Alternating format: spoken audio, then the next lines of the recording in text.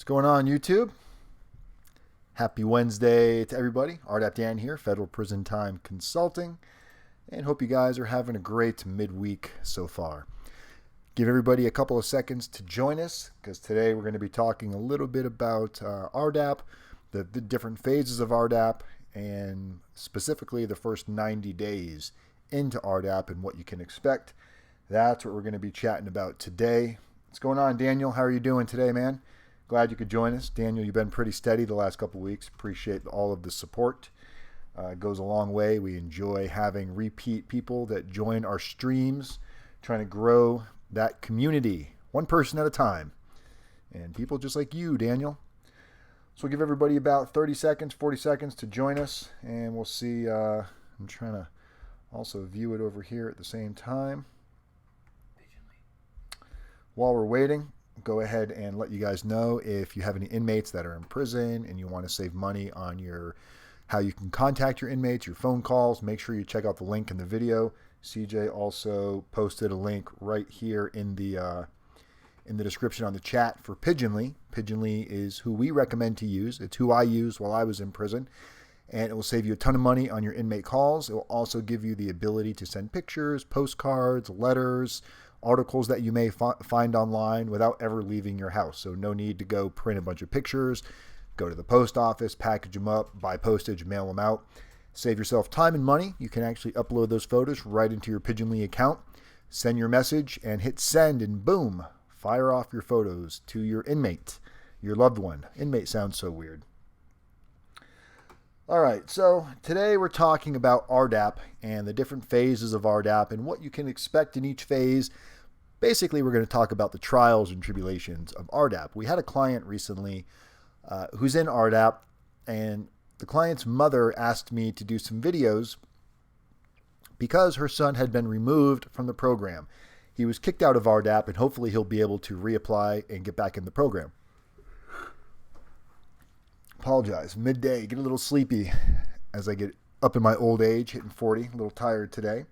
So getting kicked out of Rdap is quite common to see, and I tell you guys all of the time, Rdap was by far the hardest thing I've ever done in my entire life, and it's not just a saying, it is absolutely the truth. And we're going to talk today a little bit about what you can expect going into Rdap, because you don't want to underestimate Rdap for sure. You don't want to take it for granted and think you're going to get a quick 6-month, 9-month, 12-month sentence reduction just because you qualify in the program. So the first 90 days, what can you expect from Rdap? Oh, in case you guys are wondering what I'm wearing, you can see my my rope necklace here. It says Rdap Low on it. And this is my lanyard that I actually had to wear in Rdap. When you're in Rdap, you have to wear a lanyard. Well, at least at Coleman. Try to get a picture here that's not. So there you go. That was my mug shot when I went into prison. You have to wear this on you at all times, and then behind it, depending what phase you're in. I only had the phase 2 one. I can't find my phase 1 or phase 3. But as you graduate through different phases, they give you a different color piece of paper with words on it that go. You also have your Rdap wristbands, which I'll show you guys real quick. I know I've showed you these in the past. So when you get into the unit, if you haven't already started in the program, but you're in the unit waiting for the next class to start, but you live in the Rdap unit, you're going to wear different color wristbands. And again, different Rdap facilities have different ways of doing things. Not everybody uses the wristband system. Not everybody uses the same color wristband system. So this is just to give you a general idea. So Rdap, you can see on here, this one says Rdap weight. I don't know. I'm trying to zoom in there. So you can kind of see it. It says Rdap weight. This is supposed to be yellow. It's become a little faded over the time. Now it's kind of like urine yellow, I guess. So that's when you're in the wait phase. Once you start Rdap and you go into phase 1, you're given your first bracelet. And this is the green one, Rdap Low, phase 1. You can see that pretty good on there. So this is the band you wear while you're in phase 1. Each phase is roughly about 3 months, give or take a little bit. Sometimes the phases run longer than they're supposed to, and sometimes phases go a little bit quicker than they're supposed to. But overall, Rdap itself is about 10 months long.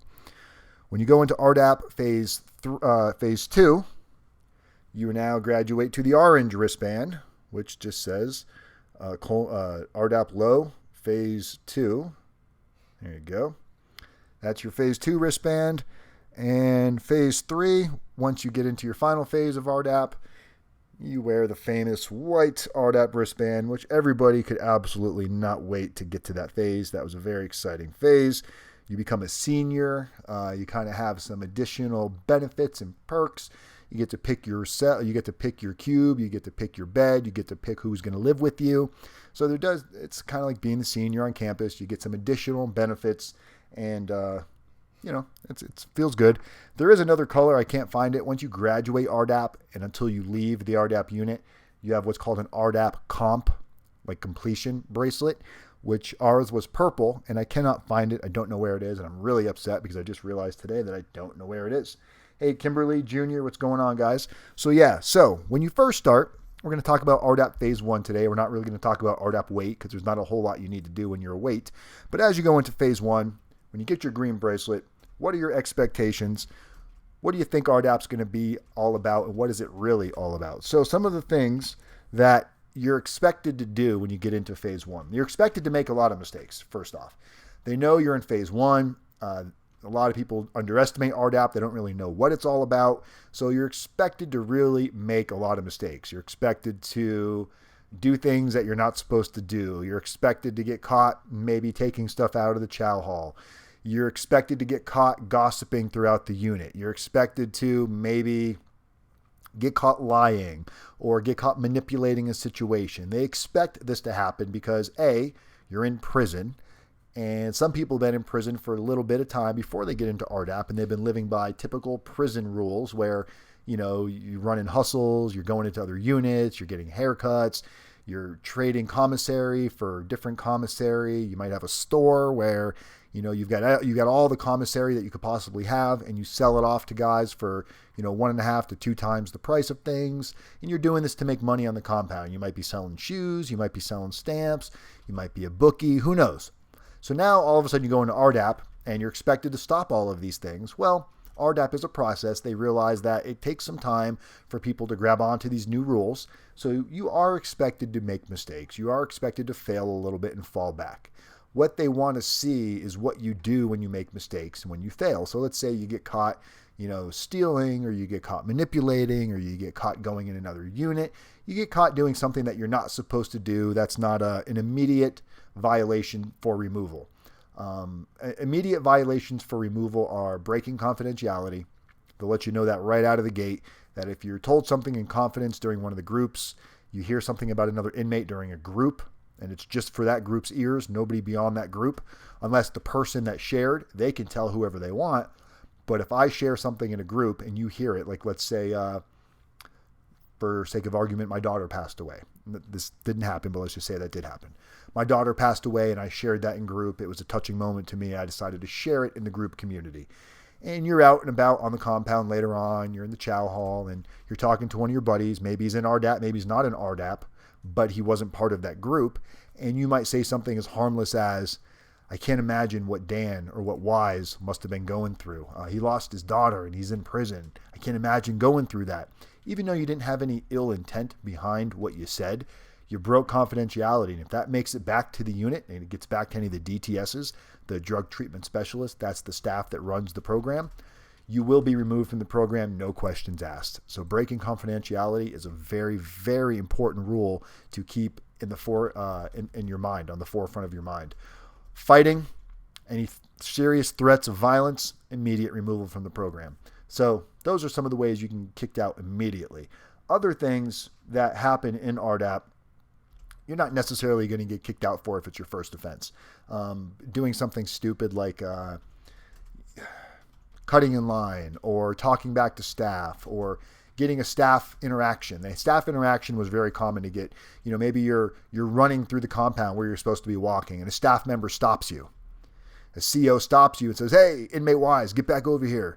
You can't be running on the compound. Go pick up garbage for 20 minutes. It's like not that big of a deal. You go pick up garbage, but the next morning, another inmate will likely hold you accountable if they saw that happen, because every morning meeting, they have something called the pull-ups. And during a pull-up session, they'll say, does anybody have any pull-ups? And somebody will raise their hand. They'll get called on. They'll say, this morning I'd like to pull up Mr. Wise. Yesterday, Mr. Wise was sprinting through the compound. One of the COs had to stop him and bring him and tell him why he can't run. And basically, he had staff interaction. They'll tell me what I was struggling with. I know I wasn't supposed to run, and I decided to run anyway. So that's something simple, but yes, you can be pulled up for that, and you're not going to get kicked out for doing that. Now, if you keep repeating the same behavior, you keep getting pulled up over and over and over again, and each time you get pulled up, you're told what you did wrong, and you're like, yes, I understand. I won't do it again. This is what I'm struggling with. But yet you continue to demonstrate that same behavior. It means you're not learning anything. You're not taking it serious, and they're only going to go through that repeat offense so many times before they go, you know what, Mr. Wise, you're wasting our time. You're wasting other people's time. There's people that love to have your spot in Rdap, so we're giving you the boot. And you're removed from the program. Simple as that, you can be removed. Those are some of the ways that you can get removed. Now, phase 1, you're expected to make mistakes. How you handle your mistakes is what they're interested in. You get pulled up, somebody tells on you for something, you're in the morning meeting. Are you going to sit there and go, that's bullshit, I didn't do that, that's not true? Or are you going to own it, take responsibility, and move on from it? Well, they're hoping you're going to learn how to own it, take responsibility, and move on from it. They don't want to see bad body language. They don't want to see crazy gestures. So if you're pulling somebody up or somebody's pulling you up and you're not saying anything, but you're rolling your eyes or you're shrugging your shoulders, they'll consider that bad body language and they'll stop the pull-up. And one of the staff members might go, Mr. Wise, I noticed that you are rolling your eyes and you're not paying attention to what's being told. Do you have something you'd like to say? Now you just created extra heat for yourself. You put yourself in a further situation that you didn't need to do. So the whole point of it is standing, understanding what you're being told, pay attention, listen for the message. Don't be concerned about somebody told on you. Let that part of it go and realize that this was part of the program. The program is part of the requirements are holding others accountable, giving and receiving feedback. So everybody can tell somebody else what they're doing wrong, but not everybody can hear it themselves and receive that in a positive manner and then spit it back out on what they should have done differently next time. So that's part of phase 1, being able to be told something and not lose your shit and freak out about it. They want to see that you can handle feedback and reciprocate it back in a comprehensive way. You're expected to feel very uncomfortable. If you're not feeling uncomfortable, you're doing something wrong and you're not taking the program serious. So you're expected to be on your toes. This program is designed to create conflict in your mind about how you've been living your life up to this point, and realizing that there are areas in your life that you could improve on. And if you don't think that's the case and you're going to prison, you need to rethink, because if you're going to prison, chances are you're probably going to prison for a reason. And Rdap, one of the benefits of the program is it can help you identify these thinking errors and criminal thinking errors. Not everything is criminal, but there are poor thinking errors that you can correct. And with the tools in Rdap, you can really allow yourself to get very vulnerable to where you can start working on this. And it all starts in phase 1. It all starts with kind of chipping away at the outer core and chipping away at this armor that we try to wear to protect ourselves from being hurt. Well, allowing yourself to feel this initially and exposing your armor for who you really are, that is one of the first phases and the first steps in Rdap, is allowing this process to make you very uncomfortable. You're also expected to write a minimum of a 10-page biography based off of the content and the outline of the topics that they want you to speak about. So they will give you an outline and topics, and then they want you to write a minimum of 10 pages about yourself. It's going to talk about family. It's going to talk about yourself. It could talk about a little bit of education or lack of. It could be talking about your children. It's going to talk about substance abuse, whether it be drinking, alcohol, marijuana, harder core drugs, prescription pills, whether you're prescribed it or not, you can still be abusing. So it's going to go into that, how this has affected your life. It's going to want to hear about some instances and when substance abuse had an effect on your life, when you noticed it, when you decided to do with that information. And most people end up writing a lot more than 10 pages. They don't want to see bare minimal effort put into this. They want to see people try. Everybody's going to be at a different spot in their life while they're writing. You might have somebody that's got a college education, a master's degree. They're going to be expected to put some hardcore effort into it. You might have somebody that has a basic 7th grade reading level. Obviously, the expectations on them are not going to be the same for the expectations on somebody with a college degree. So it's not necessarily even playing field. Not everybody's playing at the same capacity. Everybody could have different expectations, and the DTSs, the drug treatment specialists, and the Rdap coordinator are going to be the ones that place these expectations and where they're going to set your bar. What you do with it from there is up to you, and this is where, 10 months can be a very long time living in these conditions 24/7.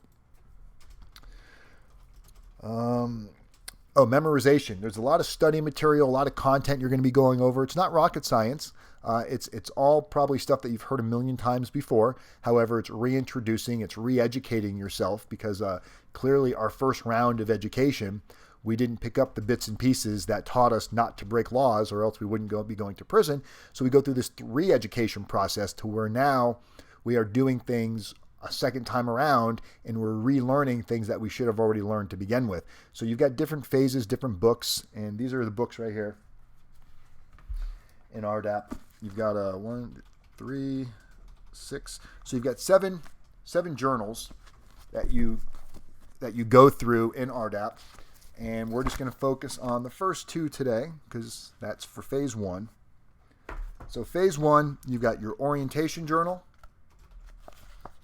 and your rational thinking journal. So Monday, Tuesday, Thursday, and Friday, you're going to be doing what's called content group. And content group, it's about a 2-hour class where you're going to be going through different areas of the book, talking about, when you're in orientation, you're going to be talking about things such as, just give you some examples, making choices, and you're going to write about it. I mean, it's not rocket science, but they want you to apply yourself. You've got what's called my box. One way to look at your current situation is to see yourself trapped in a box. The walls of the box are made up of poor decisions you have made in the past. They took a long time to build, so they're solid and strong. It's going to take hard work to break them down. How did you get in your box? Use words and pictures to describe your story. Sounds ridiculous. It really does. It sounds ridiculous because you're like, why do I have to do this? Well, it's because it wants you to dig deep, and it wants you to kind of go back to what caused you to do some of these things, and then you're going to share with the group and get feedback on it. Like mine was, I wanted things, wanting to feel needed, marijuana, instant gratification, drinking, running scams to get people to fund my poor ideas. I like to be in control of all situations. These were some of the things that I wrote down when I initially started. So you go through all of this, and then you share. You come back, you talk about it, you hear other people's stories, what they were going through, and you'll hear some stories that will just rock your world going, wow, this guy and what he went through is so completely different from what I went through. But because you're in a group environment and you're sharing through this community, you really start to see how everybody does have a slight connection to each other, even though we all come from these giant different walks of life. You're expected to memorize material. They give you study material that you need to memorize. And just to give you an idea, these are cards. They don't give you study cards like index cards. These were cards that I made up while I was in prison. So we've got all of these cards, and they're based on different phases. So phase 1, like we said, is based on orientation and rational thinking. And that was, 32 different cards of information that you need to memorize. And there's going to be a test before you graduate to phase 2. There's going to be a test, and all these questions will be on a test. So you have to study, and you have to, maybe you're not used to studying. Maybe you've been out of school for a period of time, and you're like, holy shit, I got to go back and start studying. And it can be a lot to memorize. It can come off as very overwhelming if you try to look at it all at once. But if you allow yourself to go through the process, at night, on our own hours, like after Rdap is all finished. Rdap is finished around 11:30, 12 o'clock. The rest of the day is pretty much up to you. But they do run workshops in the evening that are run by other inmates. I used to run them towards the end. A lot of other inmates run them. And they have orientation workshops. They have holding other people accountable workshops. They have study guide workshops where you could go and practice your material. It's questions like in phase 1. What is another name for drug or an alcohol problem? And the answer was control problem. Nothing crazy. What are 3 bad choices which will lead you to addiction and prison? Dishonesty, immediate gratification, criminal behavior. What are 3 good choices which will lead to responsible living? Honesty, willingness, and hard work. What are 4 poor decisions that keep a person trapped in their box? Dishonesty, faulty thinking, criminal behavior, drug abuse. So it's just regurgitating this information and understanding it and applying it. And in Rdap, it feels like this is all pointless. Why do I need to memorize this? I'm not going to remember any of this. None of this is going to matter later on. Well, I can tell you, for me, it does matter 100%. Because we use this information in our everyday walk of life.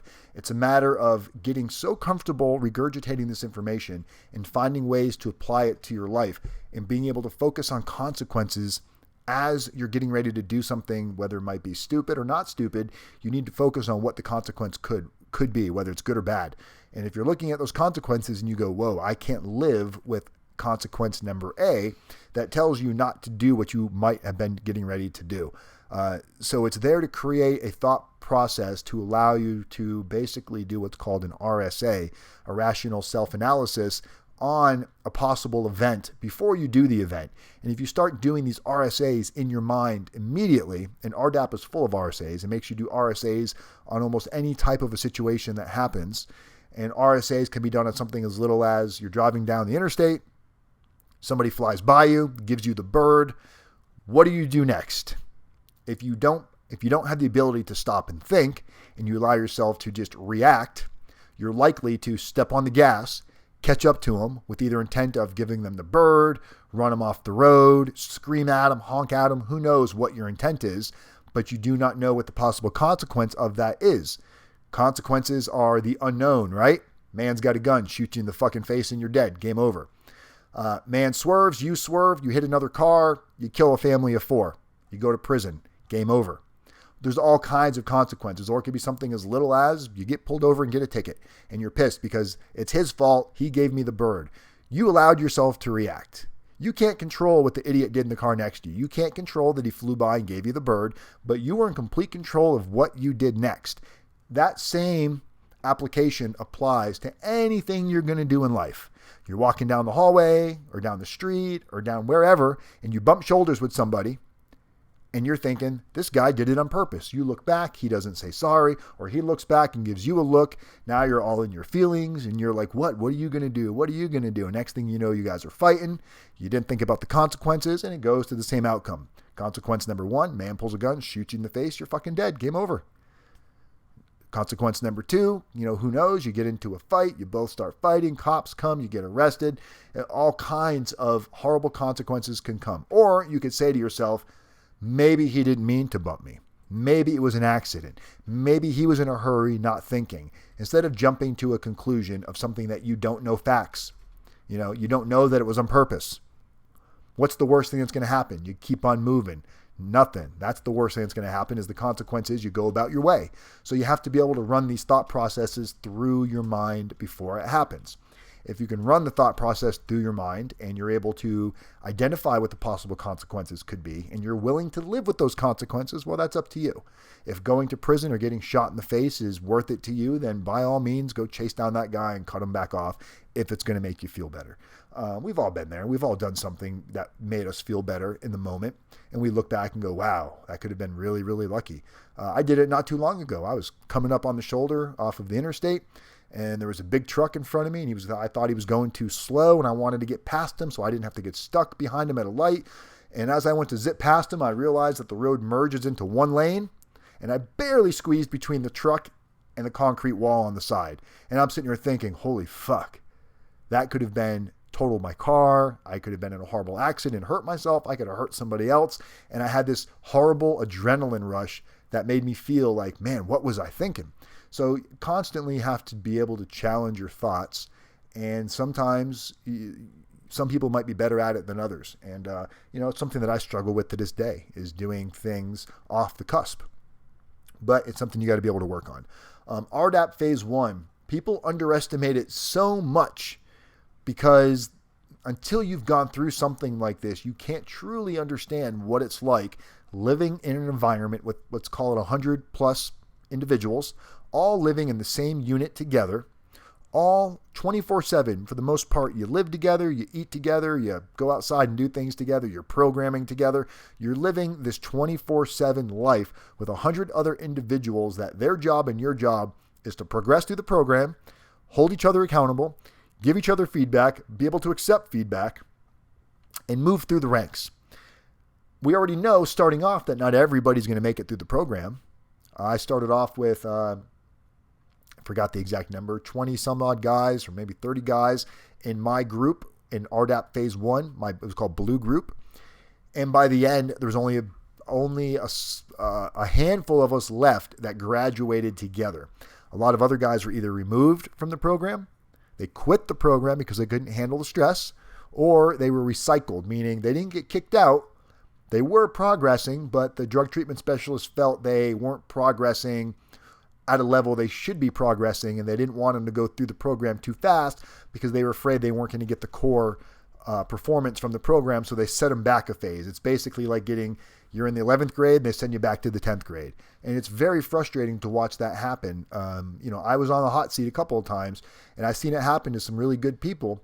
And watching them get set back a group behind us, you could tell what a blow to their ego that was, because they felt like, I should be in the same group as you. I should be graduating with you. Now they got to spend an extra 30 days or an extra 90 days in the program. And that could really screw up a lot of things, especially if you get into the program, what's like, let's say with 37 months on your sentence and you're expecting to get a year off. Now you have to do an extra 90 days. You're not going to qualify for the whole year off. You're only going to get 9 months off because you still need to be able to do all of your halfway house time that they have to give you. So really understanding that out of the gate is something that is truly important to understand, that Rdap is way harder than the average person gives it credit for. It's not, and I've said this before, I always thought Rdap was going to be similar to driving school. You get a ticket, you go to driving school, you sit through a class, a couple of hours, you take a really quick test, almost impossible to fail. You pass the test, you get no points on your license, and you go about your way. Rdap, there's no just sit through it and close your eyes and act like you're going to jump through some hoops. It's impossible to get through that program without feeling very, very, very uncomfortable the entire time. There's some people in the program that become, we used to call them shiny stars, that were like teachers' pets. They were always working with staff, not working with staff, but they would help out staff. They were like an assistant almost. They would get information from the staff and bring it to us, and they always felt like they had a privileged situation. And I'm telling you, Rdap coordinators may allow them to think they're privileged, may allow them to think they're untouchable. But I saw some guys right before graduation, I'm talking like a week before graduation, get their heads knocked off to where they got either kicked out of the program or they got recycled. Just weeks, days before graduation. And I'll tell you, weeks and days before graduation, everybody's on edge. Everybody's afraid of making a mistake, doing something stupid. So everybody is like walking this really, really firm line. If you guys have been reading my letters, Jenny's been doing on our blog the letter sessions where I wrote letters home every week or every day while I was in prison. And a lot of the letters talk about my stressful period when I was in Rdap. So if you haven't checked that out, over on our website under Rdap Dan on my blog, there's a section on there called Letter Session. And once a week we post one of the letters that I did while I was in prison. So go take a look at that. They're all in order from when chronological order from when I started the letters to when we finished the letters. So it's going to be years worth of letters. I hope you guys don't get sick of reading my letters. Do we have any questions in here? Not really. Not really. I've been answering them. Okay. Who do we got in the room right now? How many people? I can't see it. We got 11 watching. Okay. Daniel's got a lot of good questions, but I've been answering them.